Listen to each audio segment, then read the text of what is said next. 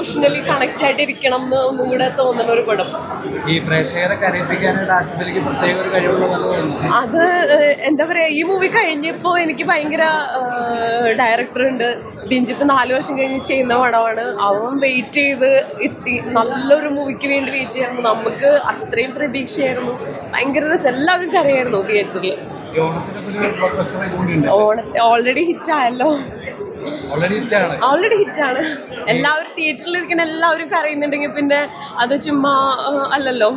എല്ലാവരും ഇമോഷണലി തകർന്നിരിക്കുകയാണ്. ഇത്രയ്ക്ക് വേണ്ടായിരുന്നു എന്നൊക്കെ പറയണേ.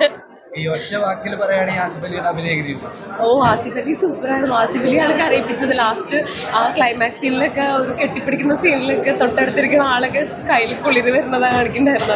അത്ര സൂപ്പറായിരുന്നു. One more good film one more അല്ല, ഏറ്റവും ഈ അടുത്ത കാലത്തിൻ്റെ ഏറ്റവും നല്ല സിനിമയായിട്ടാണ് ഞാൻ പറയുന്നത്. ഒരു ക്യാരക്ടറോ കാര്യങ്ങളോ ഒന്നും നമുക്ക് പ്രെഡിക്റ്റ് ചെയ്യാൻ വേണ്ടി പറ്റില്ല. ഭയങ്കരമായിട്ട് നല്ല സ്ക്രിപ്റ്റ്, നല്ല ഡയലോഗ്സ്, അതുപോലെ തന്നെ നല്ല മേക്കിങ്, പിന്നെ അടിപൊളി പടം. എന്തായാലും ആസിഫിക്ക ഫസ്റ്റ് പെർഫോമൻസ്, കുട്ടേട്ടൻ ഭയങ്കര പെർഫോമൻസാണ്. ഭയങ്കര അത് ഫീലോട് കൂടി ചെല്ലാണ്ട് ഇറങ്ങി വരാൻ പറ്റില്ല. നമ്മൾ ചില ഈ ഇമോഷണൽ കാണുന്ന സമയത്ത് ഉണ്ടാകുന്നൊരു ഉണ്ടല്ലോ, കണ്ടിട്ട് തന്നെ മനസ്സിലാക്കും.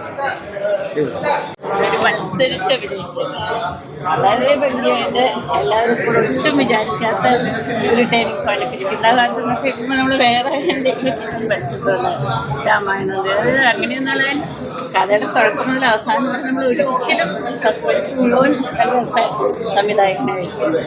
Beautiful photography, beautiful, so perfect, എല്ലാവരും ബിസി. നല്ല ഇൻറ്റൻസ് തിയേറ്ററിൽ തന്നെ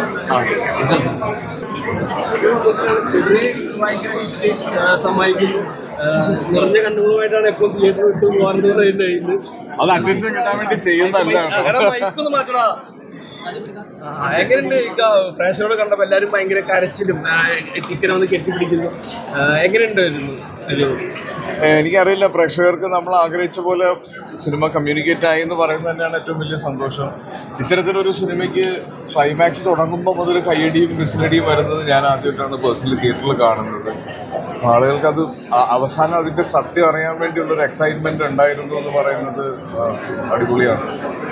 യെസ്, ഒത്തിരി ആഗ്രഹിച്ചൊരു സിനിമയാണിത്. നന്നായിട്ട് വരണം എന്നുണ്ടായിരുന്നു. അതിന് അക്ഷയ് അമ്മിണിപ്പിള്ള ഇതുപോലെ തന്നെയായിരുന്നു ഡിജിറ്റിനൊപ്പം ചെയ്തപ്പോൾ. തിയേറ്ററിൽ ആളുകൾക്ക് മനസ്സിലാവാതെ പോവുകയും പിന്നീട് അത് ചർച്ചയാവുകയൊക്കെ ചെയ്തു. പക്ഷേ ഈ സിനിമ തിയേറ്ററിൽ തന്നെ വരണം. ബാഹുലിൻ്റെ ഫസ്റ്റ് സ്ക്രിപ്റ്റാണ്. ഇത് പറഞ്ഞപ്പോൾ മുതൽ ഈ സിനിമയ്ക്ക് ഒരു പുതുമയുണ്ടായിരുന്നു. മേ ബി ഒരു കമ്പയർ ചെയ്യാൻ എനിക്കറിയില്ല, എന്നാലും നമ്മൾ ദൃശ്യമൊക്കെ കാണാൻ പോയൊരു ഫീൽ, ഒരു ഭയങ്കര അൺഎക്സ്പെക്റ്റഡ് ആയിട്ടൊരു ഫാമിലി ഡ്രാമ കാണാൻ പോകുന്നു. ആ സിനിമയ്ക്ക് ഒരു ത്രില്ലർ സ്വഭാവത്തിലേക്ക് മാറുന്നു. ആ ക്യൂരിയോസിറ്റി അവസാനം വരെ നിലനിർത്തുന്നു എന്നൊക്കെ പറയുന്നത് ശരിക്കും തിയേറ്ററിൽ എക്സ്പീരിയൻസ് ചെയ്യേണ്ടതാണ്. അപ്പോൾ അത് ഈ സിനിമയ്ക്ക് സംഭവിച്ചു, ആഗ്രഹിച്ച പോലെ സംഭവിച്ചു എന്ന് പറയുമ്പോൾ അത് ഭയങ്കര സന്തോഷമുണ്ട്. ഉറപ്പായിട്ടും എനിക്ക് ഫസ്റ്റ് ഡേ പേഴ്സണലി കണ്ടപ്പോൾ ഇതിന് വിഷ്ണു അടിച്ചു പോലെ താങ്ക് യു, അടിപൊളി. ഞാൻ ആസിഫ് കരയുന്നത് എത്രയോ വട്ടം കണ്ടിരിക്കുന്നു. ഇത് വേറെയാണ്, ഇത് ട്രൂലി വേറെയാണ്. നമ്മൾ ഞാനിപ്പോൾ അർജുൻ ബ്രോയോട് പറയരുത്, നമ്മുടെ ഈ സ്പാനിഷ് കൊറിയൻ പടമൊക്കെ നെറ്റ്ഫ്ലിക്സിലാകുമ്പോൾ നമ്മൾ വിചാരിക്കുക എന്താ നമുക്ക് ഇങ്ങനെ ഒരു സാധനം. Truly international പൊടിച്ചടിച്ചു.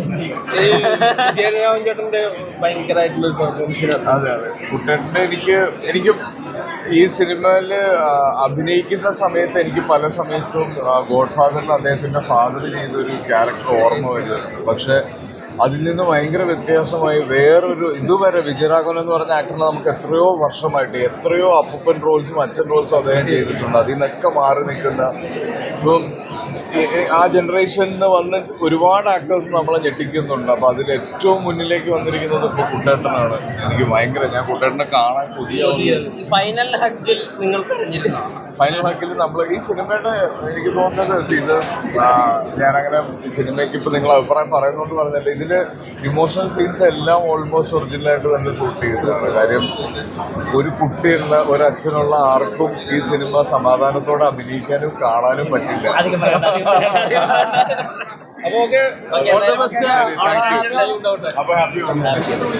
നല്ല സ്ലോ പേസ്ഡ് മിസ്റ്ററി ത്രില്ലറാണ്.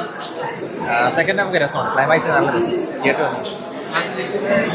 ഒന്നും പറയണ്ടല്ലോ, ഇപ്പം പുള്ളി ചെയ്യുന്ന പടങ്ങളൊക്കെ ഇപ്പം തലവനാണെങ്കിലും ആഡിയോസ് ആണെങ്കിലും എല്ലാം വെറൈറ്റി ആയിട്ടുള്ള ചെയ്യുന്നത്. നല്ല ആക്ടറാണ്, സോ ഹാപ്പി പോയി. പുള്ളി കരയുമ്പോൾ ക്ലൈമാക്സ് നമ്മൾ കരഞ്ഞു.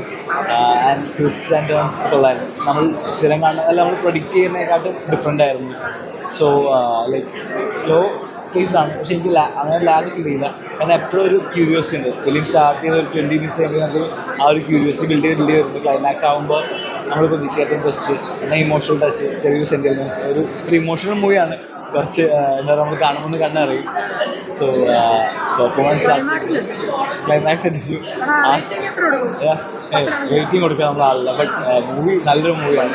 ആസിഫിൻ്റെയും വിജയരാഘവൻ ചേട്ടൻ്റെ പെർഫോമൻസ് അടിപൊളിയാണ്. എല്ലാവരും സോ എന്തായാലും വീട്ടിലൊന്നും കാണാൻ പരിപാടിയാണ്. എല്ലാവരും മ്യൂസിക്കും അഭിനയവും സ്ക്രിപ്റ്റും എല്ലാം സൂപ്പറാണ്, ഒന്നും പറയാൻ.